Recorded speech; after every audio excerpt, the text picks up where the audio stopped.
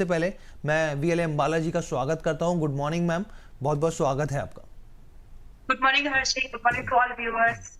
Ma'am मेरा सबसे पहला आपसे सवाल ये है, हमारे दर्शकों को ये समझाइए मैम, क्योंकि हमने देखा कि 25,000 26,100 का आंकड़ा टच करता हुआ देखा बाजार, और उसके बाद फिर वापस 2 दिन थर्सडे और फ्राइडे को एक अच्छी खासी सेलिंग देखने को मिली, करीब 300 पॉइंट नीचे आ गया वहाँ से मैम। और हमने ये भी देखा कि बैंक निफ्टी जो है वो करीब करीब 1000 पॉइंट नीचे आया अपने हाई से। यहाँ पर आप कैसे इन बाजार को देख रहे हैं, और ये जो स्थिति है क्या ये टेंशन वाली है, ये जो दबाव है बढ़ता हुआ दिखेगा या फिर नहीं, ये एक हेल्दी यहाँ पर जो है एक कहें कि मुनाफा वसूली रही है? ये एक हेल्दी मुनाफा वसूली है हर्षी, जी। क्योंकि कम समय में जब आपको बहुत ज्यादा रिटर्न मिलते हैं तो अमूमन इस तरह की प्रॉफिट बुकिंग दिखती है। और ये बहुत ही ऑब्वियस थिंग है, मतलब इससे डरने की जरूरत नहीं होती है। डरना, अगर हम इससे डर रहे हैं तो हमें इससे भी डरना चाहिए कि 1 अक्टूबर से लेकर के 24 अक्टूबर के बीच में निफ्टी इंडेक्स ने 6% का रिटर्न दिया। तो जब हमें वो अब नॉर्मल नहीं लगता है तो ये वाला प्रॉफिट बुकिंग भी अब नॉर्मल नहीं लगना चाहिए। It's very very common. इतना जरूर है कि अब ये जो ओवरबॉट था प्राइस, उसमें थोड़ा सा ही प्रॉफिट बुकिंग आएगा, that's a technical thing also. तो मेरे हिसाब से आपको डिप मिलेगा, उसमें बाय करने का प्लान कीजिएगा। सेल ऑन राइज का व्यू अभी एक बार और जब नए हाइज बनेंगे तब उसके बाद शुरू होंगे। फिलहाल के लिए अगर आप ट्रेड्स में हैं, इंट्राडे की बात नहीं कर रही हूं मैं, अगर आप ट्रेड्स में हैं, स्विंग ट्रेड प्लान करते हैं तो लुक फॉर द सपोर्ट्स जहां पे बाइंग हो सके। और एक और इम्पॉर्टेंट चीज ये है कि अब जो नए हाई बनेंगे निफ्टी में, उसमें रिलायंस का कंट्रीब्यूशन चाहिए। जैसे बड़े बैंक्स ने, पीएसयूज ने बैंक निफ्टी को नए हाईज तक पहुंचा दिया है, रिलायंस का चलना जरूरी है, तब जाकर के निफ्टी में नए हाई बनेगा, because this is going to be claimed by the Reliance. ये मेरा एक ओपिनियन है। तो जिस दिन रिलायंस चलेगा आप देखिएगा कि निफ्टी जो है, बाकी स्टॉक्स अगर उतने परफॉर्म नहीं भी करेंगे, लेकिन जिस दिन रिलायंस चलेगा निफ्टी में नए हाईज बनेंगे। ठीक है मैम, ये बहुत आपने क्लैरिटी दे दी। अमेरिका की तरफ से एक बार छन छन के आ रही हैं, एक वॉशिंगटन डीसी का भी एक पोस्ट आया, वो एलआईसी के ऊपर, उसके ऊपर एलआईसी ने यहाँ पे खंडन किया। तो खबरें ऐसी बहुत सारी हैं, लेकिन अब अम्बाला जी से एक वापस हम लोग चर्चा शुरू करते हैं। मैम आपने हमें ये बताया कि क्या इंपॉर्टेंट ट्रिगर्स हैं, सारी चीज़ें हमने बताई, लेकिन अब मैम निफ्टी बैंक में क्या किया जाए ये बताइए मैम। उसके बाद फिर हम लोग अपने व्यूअर्स के बहुत सारे सवाल हैं और बहुत सारे स्टॉक्स हैं, इसके ऊपर चर्चा करनी है।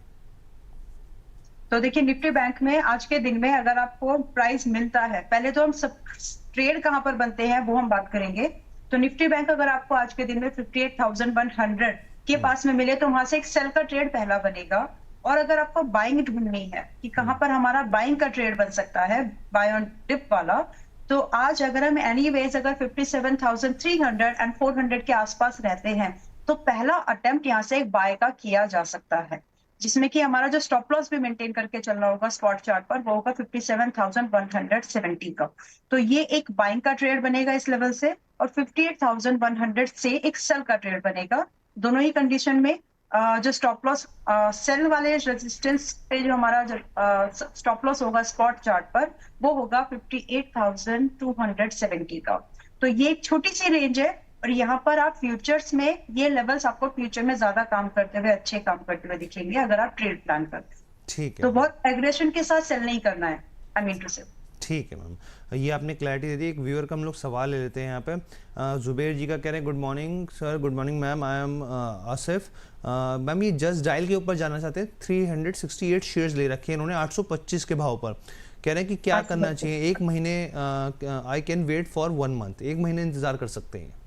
ओके, देखिए, आपने बहुत क्लैरिटी से बता दिया, एक महीने इंतजार करना है। So as of now it's a support. अगर आप फ्रेश बाइंग के, अगर एक इस तरह से देखें कि आज के डेट में इस स्टॉक में क्या किया जा सकता है, अगर हम fresh buying down the line बंद मत करें तो यहाँ पर फ्रेश बाइंग का व्यू बनता है। बट बिकॉज ऑलरेडी आप अच्छे ऊपर के भाव पर है, 850 के ऊपर के लेवल से हैं, so what you can do, आप यहाँ पर थोड़ा बहुत, अगर आपका फंड्स अलाउ करे तो ही, तो आप यहाँ पर थोड़ा बहुत एड ऑन कर सकते हैं। बिकॉज इसमें जो टारगेट आते हुए दिखेंगे डाउन द लाइन 1 मंथ का ही व्यू है, क्योंकि तो 850 एक ऐसा लेवल है जो आ सकता है। इसके बाद में पॉसिबिलिटीज कि 870 तक चला जाए। दोनों ही कंडीशन में, चाहे आप एवरेज करें या ना करें, आपका जो स्टॉप लॉस यहाँ पर बनना चाहिए वो 720 का होगा। तो बहुत ही केयरफुली समझिए कि क्या आपके फंड्स आपको अलाउ करते हैं, तो भी एवरेज करें, अदरवाइज एग्जिट प्लान करें विद करंट होल्डिंग। ठीक है मैम। अच्छा मैम, अब हम लोग वोडाफोन आइडिया की बात करते हैं, क्योंकि आज बड़ा फैसला आना है और हम लोग ना सिर्फ मतलब जो रिटेल निवेशक है काफ़ी ज़्यादा अपनी पोजीशंस वो फंसी हुई है यहाँ पर। मैम आपके हिसाब से क्या लगता है स्थिति, क्योंकि यहाँ पर डीओटी की तरफ से 9,450 करोड़ से ज़्यादा के बकाये की राशि की मांग की गई है, जिसमें प्री मर्जर और पोस्ट मर्जर दोनों ड्यूज की बात हो रखी है यहाँ पर। पिछला हमने देखा था कि सुप्रीम कोर्ट की तरफ से एक नई तारीख आ गई थी, बहुत तरह के इस तरह के मीम्स चल रहे थे, तारीख पे तारीख मिले जा रही है। आपकी क्या सलाह रहेगी मैम, क्या आपको लगता है, क्योंकि इस बार तो सरकार की तरफ से 49% तो हिस्सेदारी सरकार के पास भी है, तो मतलब थोड़ा सा Yes. तो टिल्ट तो होना बनता है, लेकिन जो है फैसला तो खैर सुप्रीम कोर्ट लेगी। आपका क्या नजरिया है?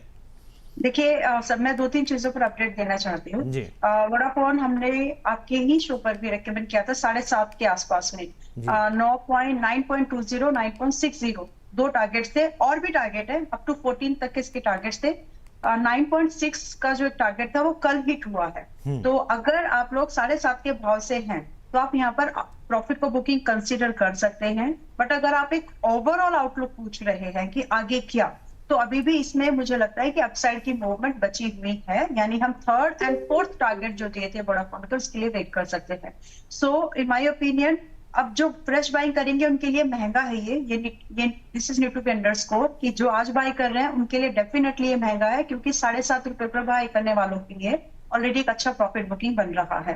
परसेंटेज वाइज अगर मैं बोलूं हर्षी, तो इट इज लाइक 20%, है ना।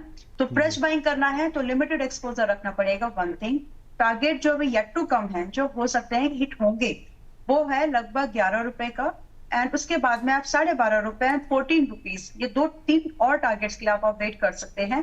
बट अगर आप करंट प्राइस ओपनिंग जब जिस भी प्राइस पर मार्केट ओपन होती है, चाहे वो 9.3 पर हो, 9.5 के पास में हो या फिर 9.6 के पास में, तो दोनों ही कंडीशन में अगर आप बाइंग प्लान कर रहे हैं तो आपका स्टॉप लॉस रहेगा इस समय 7.60 का, ठीक है मैम। अगर आप टारगेट्स का वेट कर रहे हैं। अच्छा और मैम, एक जी हाँ प्लीज जी, प्लीज कंटिन्यू मैम।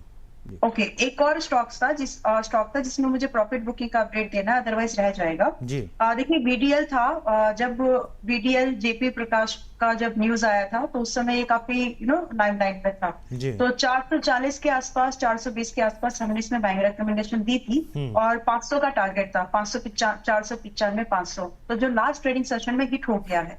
तो अगर आपके व्यूअर्स मतलब हैं इस स्टॉक में, तो प्रॉफिट बुकिंग कंसीडर कर सकते हैं, बिकॉज ये भी थोड़े ही समय में अगर देखा जाए तो अच्छा खासा अपसाइड का मूवमेंट है, क्लोज टू 15%। ठीक है मैम। अच्छा मैम, एक व्यूअर भी हैं हमारे एनसीसी के ऊपर आपसे नज़रिया जानना चाहते हैं, यहाँ पर स्टार वीडियो चैनल के नाम से बनाया, कह रहे हैं कि क्या करें, 115 पर 100 शेयर ले रखे हैं। और मैम आज जो है यहाँ पर खबर भी बेसिकली कल ही आई थी खबर इसके ऊपर, क्योंकि सेंट्रल कोल फील्ड की तरफ से यहाँ पे एक अच्छा खासा लेटर ऑफ एक्सेप्टेंस यहाँ पर जो है यहाँ पर वो हासिल हुआ है, करीब 6,828 करोड़ के आसपास का कॉन्ट्रैक्ट वैल्यू जो है इसकी। और ये कॉन्ट्रैक्ट जो है झारखंड में स्थित माइनिंग प्रोजेक्ट से कोयला और ओवरबर्डन के यहाँ पर जो है उत्पादन प्रोडक्शन को लेकर यहाँ पर किया गया है। मैम आपकी क्या सलाह रहेगी, क्योंकि बड़ा ऑर्डर है यहाँ पर करीब 6,828 करोड़ के आसपास का। यस, और देखिए आप सबसे पहले तो मुझे अच्छा लगा कि आपकी बाइंग 115 की है। बहुत कम केसेस ऐसे मिलते हैं जहां पर बाइंग बहुत छोटे कम प्राइस के प्रॉफिट में आए बिल्टू से, और आप अच्छे प्रॉफिट में है जी। देखिए, और एज ऑफ नाउ जब ये इतना बड़ा ऑर्डर है ना, तो कंपनी का मार्केट साइज समझना भी जरूरी है। ये स्मॉल कैप कंपनी है जिसका मार्केट कैपिटल 13,000 करोड़ का है आज की डेट में, तो ये एक अचीवमेंट है इसके लिए, और इसके लिए मुझे लगता है कि प्राइस जो है पॉजिटिव रिएक्ट करेगा। इसके साथ साथ इसकी वैल्यूएशन भी अच्छी है आज की डेट में। अगर इसमें फ्रेश बाइंग का भी नजरिया रखा जाए without any positive news trigger, तब भी ये लाइकली है कि यहाँ से रन कर सकता है अपसाइड के लिए, और ये news icing on the cake बनेगी। तो मेरे हिसाब से यहाँ पर अभी ये जो 209 का भाव है, 210 के आसपास का ये जो भाव है, it is very very likely कि आपको 220 और 245 एक महीने के अंदर में दिखा सकता है। एक्सपेक्टेशन थोड़ी सी हाई है रेंज वाइज जो अगर बात करें, तो इसीलिए आपका जो रिस्क है, जो आपका एक्सपोजर है, थोड़ा लिमिट करके, क्योंकि हम एक महीने में 15% गेन की बात कर रहे हैं, तो आप अपने एक्सपोजर को लिमिट कर सकते हैं, और आपका जो स्टॉप लॉस यहाँ पर मेंटेन करके चलना है वो 196 का होगा। ठीक है मैम। अच्छा मैम, कोटक महिंद्रा बैंक के रिजल्ट्स की मैं अगर आपसे बात करूं मैम, क्योंकि इसके रिजल्ट्स को वेट किया जा रहा था, आज रिएक्ट करता हुआ दिखेगा स्टॉक। मैम हमने इसको थोड़ा जो बारीकी से जो समझने की कोशिश करी मैम यहाँ पर। मैम जो नतीजे हैं यहाँ पर प्रॉफिट की बात करें, वहाँ पर डिप आया। मैम डिप इसलिए आया क्योंकि यहाँ पे जो प्रोविजनिंग थी वो बढ़ती हुई यहाँ पर दिखी है मैम। Asset quality yes. में भले ही यहाँ पर सुधार है, लेकिन नेट इंटरेस्ट मार्जिन में मैम फिर दबाव देखने को मिला है यहाँ पर।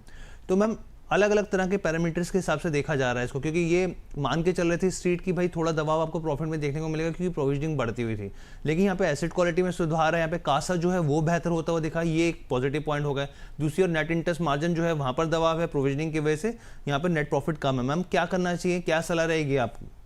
इसको डिप में बाय करने की कोशिश करिए। इट इज, अगर हम प्राइस वाइज बात करें, पहले तो ये मेरी नजर में ये जो डेटा है ये पॉजिटिव है, अच्छा। क्योंकि यही प्रोविजनिंग हमने देखी थी आईसीआईसीआई की साइड में भी।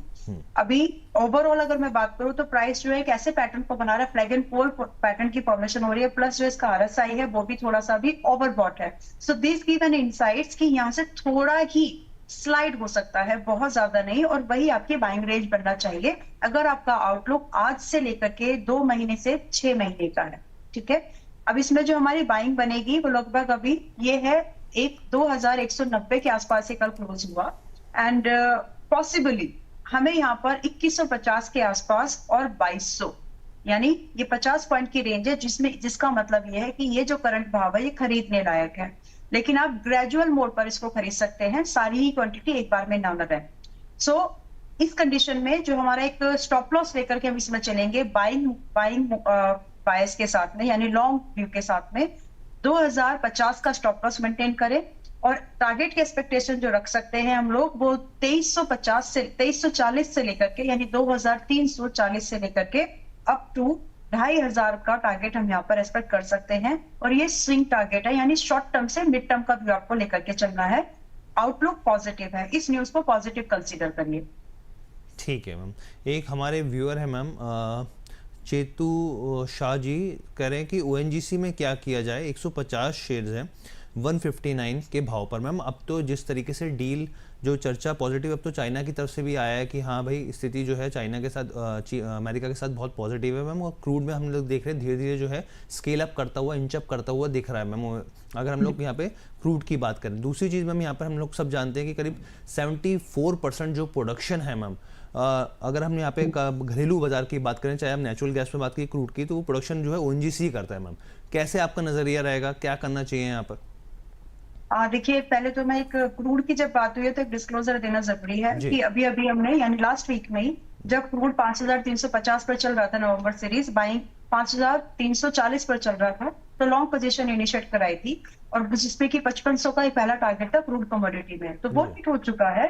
But now the outlook, when we are discussing about the outlook, तो ये अभी भी पॉजिटिव है, क्योंकि आप देखिए कि जो बाकी जितने ज्यादा ये क्रूड दो चीजों से परेशान होता है या फिर गिरता है, जहां पर आपको या तो आपके जो मार्केट की जो पॉसिबिलिटीज और प्रोडक्शन है, मैन्युफैक्चरिंग में ज्यादा यूज होता है, कंजप्शन के, अगर मार्केट को ये लग रहा है कि डिमांड जो है वो कम हो सकती है तो क्रूड स्लाइड हो जाता है, और वो चीज जितने ज्यादा बिजनेस के रिलेशंस इंप्रूव होंगे वो सेंटिमेंट्स को बूस्ट करती है। तो पेपर पर जैसे बात आनी शुरू हो जाती है, प्राइस में वो चार्ट पर दिखनी शुरू हो जाती है। तो फिलहाल के लिए जो क्रूड का जो आउटलुक है वो पॉजिटिव है। एनीवेज, अगर आपको क्रूड मार्केट में अगर आपको मिल रहा है, हम अगर सीरीज की बात करें तो अगर हम एमसीएक्स में बात करें तो 60 से 65 के बीच में ये बाय लायक है। अगर हम नवंबर सीरीज की बात करें तो 5400 से लेकर के 5500 की रेंज में ये बाय लायक है, क्योंकि बहुत आसान है कि नवंबर सीरीज भी इस महीने की अगर हम बात करें तो लगभग 5650 एंड लगभग 5900 का भाव निकल जाएगा, ऊपर की तरफ आ जाएगा।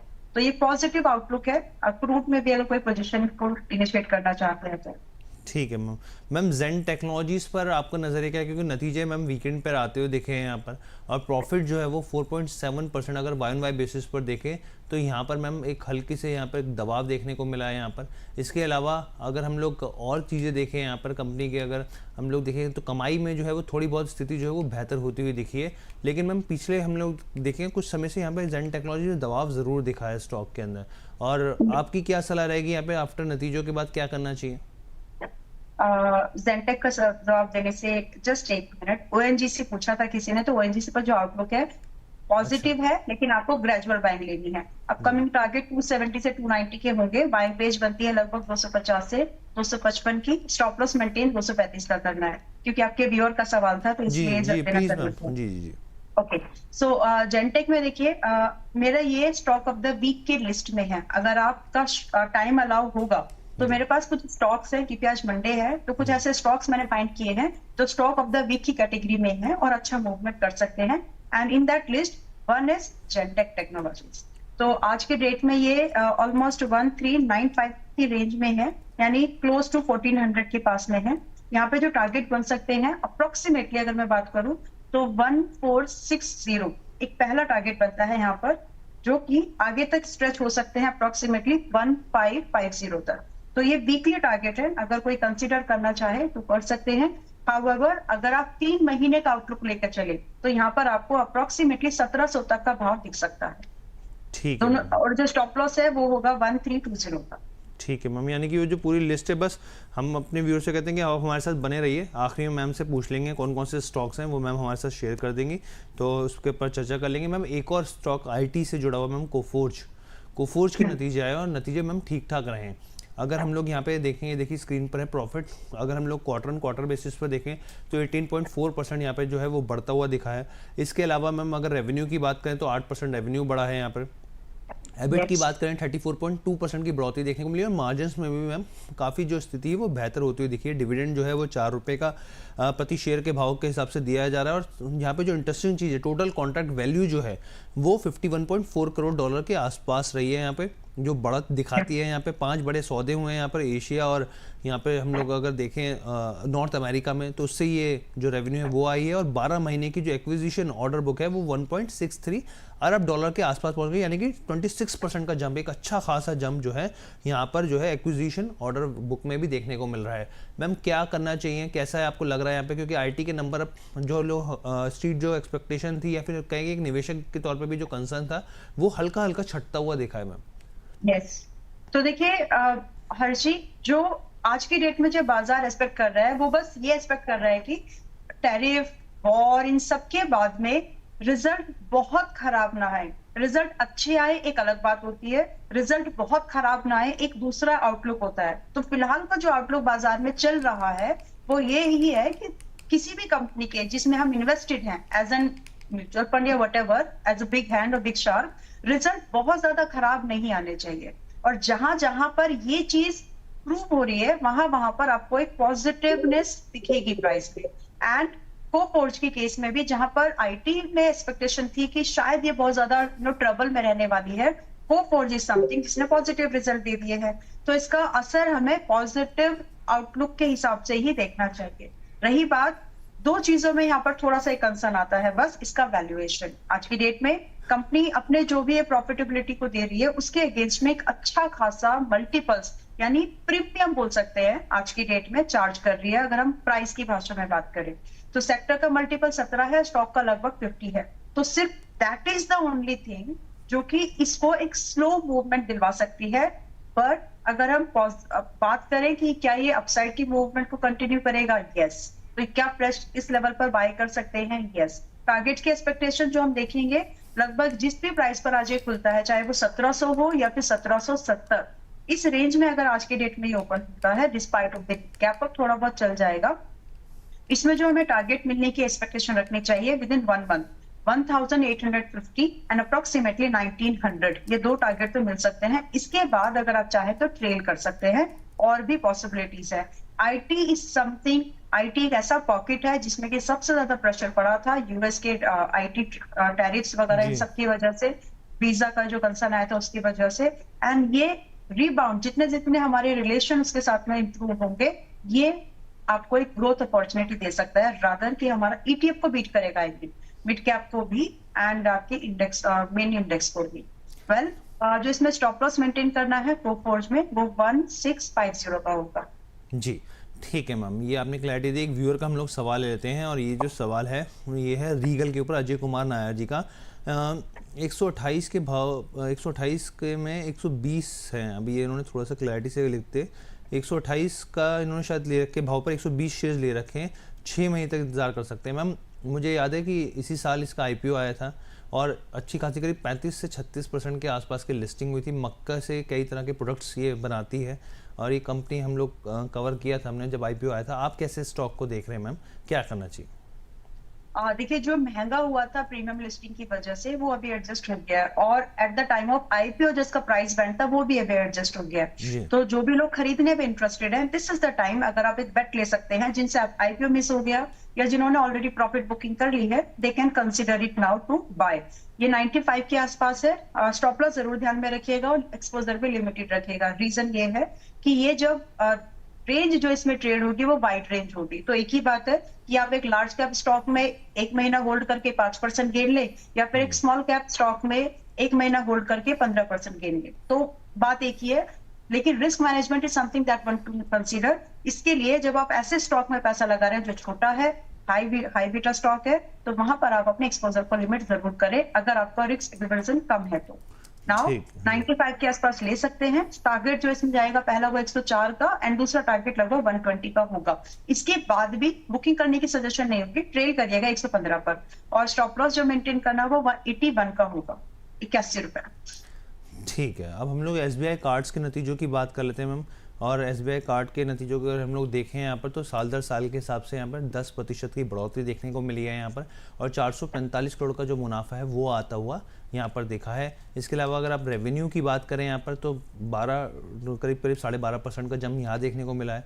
कार्ड इन फोर्स यहाँ पे समझना बहुत ज़रूरी है। देखिए जो कार्ड ऐसे जो कि डिस्कार्ड नहीं हुए हैं अभी यहाँ पे जो यूज़ में होते हैं, वो एक कार्ड इन फोर्स होता है, तो उसका आप ये ध्यान रखिए। इसमें एक बहुत अच्छा 10% का जंप देखने को मिला है।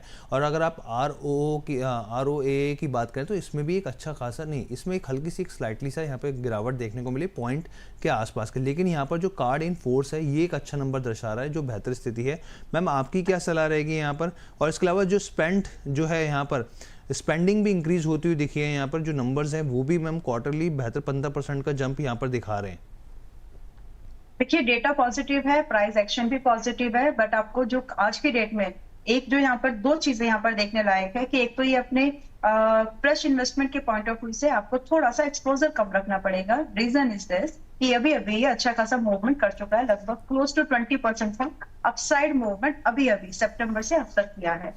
ड्यू टू दिस यहाँ पर आपका जो बाइंग का, खरीदी का जो हाथ होना चाहिए थोड़ा सा रोक करके होना चाहिए, यानी थोड़ा थोड़ा करके आगे आप बाय करिए। अब बाइंग किस रेंज में हो सकती है इसमें? 870, और अभी ये चल रहा है 920 पर, तो 870 से 930 के पास में है, आई बेग योर पार्डन, 870 से 920 की इस रेंज में खरीद जरूर सकते हैं। 50 पॉइंट की बड़ी रेंज है ये। परसेंटेज वाइज भी बता देती हूँ एक बार ताकि आपको क्लैरिटी रहे, लगभग 6% की बड़ी रेंज है ये। तो आपको इस रेंज में धीरे धीरे मोड पर खरीदी जा सकती है। जो इसमें स्टॉप लॉस मेंटेन करना है वो 835 का होगा, एक स्ट्रिक्ट स्टॉप लॉस रखिएगा। और जो पहला टारगेट यहाँ पर एक्सपेक्ट करे वो 1000 का होना चाहिए, एंड दूसरा टारगेट लगभग 1080, एंड थर्ड टारगेट अप्रोक्सीमेटली 1170 का एक्सपेक्टेशन रखी जा सकती है। पॉजिटिव आउटलुक है, बट लिमिटेड एक्सपोजर पे या फिर ग्रेजुअल एक्सपोजर में। ठीक है मैम। मैम आखिरी मेरा आपसे सवाल, वो जो आप स्टॉक्स बताने वाले थे जो आपके रडार पर है, जो आपकी लिस्ट में, मैम कौन से स्टॉक्स हैं, मैम कौन से लेवल्स रहेंगे, क्या स्टॉप लॉस रहेगा और कितने टाइम के लिए होल्ड किया जा सकता है? ओके, देखिए स्टॉक ऑफ द वीक में पहले जो मैं पहला टारगेट दे रही हूँ वो अंडरस्टूड रखेंगे हम लोग टाइम सेव करने के लिए, वो रहेगा 1 वीक का। इसके बाद के जो टारगेट है वो down the line up to 3 month से 6 मंथ के होंगे। ठीक है। तो पहला स्टॉक है यहाँ पर जेनटेक, जो कि आज की डेट में 1400 तक की रेंज में हम खरीद सकते हैं, जिसमें कि 1460, 1550 एंड 1700 ये टारगेट्स होंगे। स्टॉप लॉस होगा 1320 का। देन दूसरा स्टॉक है एक ऐसा लॉरस लैब, जो कि आज की डेट में लगभग चल रहा है 920 और 27 की रेंज में खरीदने लायक है, ऑल टाइम हाई के पास में है। एक ये इंपॉर्टेंट चीज ध्यान में रखना है। टारगेट इसमें जो मैं एक्सपेक्ट कर रही हूँ 965, 1100, 1250 एंड 1400। इसमें 6 महीने कम से कम का व्यू लेकर के चलना है। इसमें जो आपका stop loss, I am so sorry to ma'am, No, मुझे मैम एक बार बता सकते हैं कौन से स्टॉक की बात कर रहे हैं आप? दूसरे वाले लॉरस लैब। लॉरस लैब की। बहुत शानदार नंबर आए मैम इसमें भी पीछे। यस, तो लॉरस लैब में जो एक आउटलुक है वो पॉजिटिव है। स्टॉप लॉस जो यहाँ पर हम मेंटेन करके चलेंगे और थोड़ा स्ट्रिक्ट कर लीजिएगा, वो है 850 का।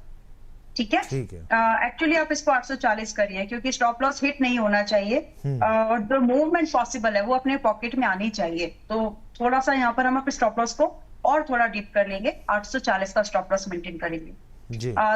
नेक्स्ट स्टॉक जो है वो है बीडीएल, ज्यादा नहीं है, एक दो स्टॉक और है। जी। नेक्स्ट स्टॉक है वो है बीडीएल। बीडीएल आज की डेट में 200 दिन के मूविंग एवरेज और 50 दिन के 20 दिन के मूविंग एवरेज के पास में है। So it is kind of a make और ब्रेक लेवल। तो बहुत ही आसानी से अगर थोड़ा भी पॉजिटिव ट्रिगर इसको मिल जाता है तो यहाँ से ये इजीली 1540 पर है अभी अभी अभी की डेट में, और 1700 से 1800 ये हिट कर सकता है। इसके जो स्टॉप लॉस हम मेंटेन करके चलेंगे, इसका स्टॉप लॉस होगा 1420 का। एंड दो और स्टॉक्स हैं, अगर टाइम है तो शेयर करेंगे, हाँ अदरवाइज प्लीज मैम, प्लीज बता दीजिए मैम। Okay, thank you. देखिए, एक ऐसा स्टॉक जिसने अभी अभी अपर सर्किट हिट करना शुरू किया है, बहुत अच्छा, उत्कर्ष बैंक। तो जी। 21 रुपए 70 पैसे पर है। 21 से 22 रुपए की रेंज में खरीदा जा सकता है। 24 रुपए से 28 रुपए मिनिमम टारगेट, एंड इसके बाद में हम इसको 35 तक के लिए भी होल्ड कर सकते हैं अगर नजरिया थोड़ा सा मिड टर्म कर लिया तो। और इसमें जो हमारा एसएल होगा, स्टॉप लॉस हम मेंटेन करके चलेंगे यहाँ पर लगभग 17 रुपए 50 पैसे का। तो स्टॉक रिस्क को जरूर समझें, क्योंकि इसमें थोड़ा सा कंपैरेटिवली आपका रिस्क बढ़ा है, क्योंकि पिछले ही सेशन में इसने अच्छा खासा मूव किया। ओके मैम 5 से 6 महीने का नजरिया रहेगा ना इसमें उत्कर्ष स्मॉल बैंक में? हाँ, अगर आप फर्स्ट टारगेट के अलावा भी देख रहे हैं तो। अच्छा ठीक है जी। दूसरा है जायसवाल, एक सेकेंड, जेनको नाम से आती है ये, लेकिन मैं इसका कंपनी का नाम आपको बताती हूँ। जायसवाल नेको इंडस्ट्रीज। Yes yes. जी। तो 80 रुपए इसमें के भी अगर आसपास हम है जी। एग्जैक्टली तो यहाँ पर करंट लेवल पर एक बाइंग बनती है, दो ये ऑल टाइम हाई के पास में है, बट यहाँ पर एक पॉजिटिव आउटलुक बन रहा है। और यहाँ पर आपको 85 से लेकर के टारगेट्स बड़े हैं, 85 से लेकर के आपको 100 तक का व्यू मिलता है। 85 आपको एक हफ्ते का नजरिया आप अप्रोक्सीमेट समझ के चलें, और 100 तक आपको फिर वो होल्डिंग करनी पड़ेगी लगभग 3 से 4 महीने की। स्टॉप लॉस जो यहाँ पर हम लेकर के चल रहे हैं वो होगा 68 का। तो ये जरूर समझे कि आपको स्टॉप लॉस जो है, ज्यादातर स्टॉक स्मॉल कैप या फिर मिड कैप के हैं, लेकिन मोमेंटम कर सकते हैं। तो आपको आपका ये मैक्सिमम स्टॉक्स यहाँ पर mid cap small cap category की है, तो रिस्क को समझते हुए ही आप अगर कंसिडर कर रहे हैं तो करिएगा। आई मीन पॉसिबल है कि ये चीजें आपको मिल जाए। ठीक है मैम। जेन टेक्नोलॉजीज हो गया, लॉरस लैब हो गया, बीडीएल हो गया, उत्कर्ष बैंक हो गया, जयसवाल नेओ, जो ये स्टॉक 5 स्टॉक ऐसे हैं जहाँ पे निवेशक ध्यान दे सकते हैं। पहला स्टॉक जो है वो इस हफ्ते के लिए, बाकी स्टॉक में हमने नजरिया बताया। ये अगर आप लॉन्ग टर्म के हिसाब से, मतलब मिड टर्म के हिसाब से भी, तो 5 से 6 महीने तक रख सकते हैं यहाँ पे। ठीक है ma'am, thank you so much ma'am, बहुत बहुत धन्यवाद। और खासकर मैम फार्मा में तो आजकल बहुत ज़्यादा अट्रैक्शन देखने को मिल रहा है, लॉरस लैब के नतीजे बहुत शानदार रहे। इसके अलावा मैं खबर पढ़ रहा था क्लिच ड्रग्स जो है यहाँ पे, जो एस इन्वेस्टर मुकुल अग्रवाल ने, उन्होंने अच्छा खासा इन्वेस्टमेंट किया है। मैम बहुत बहुत धन्यवाद, और साथ ही में जाते जाते एक अपना डिस्क्लेमर भी मैम शेयर कर दीजिए। Thank you so much Harsh ji.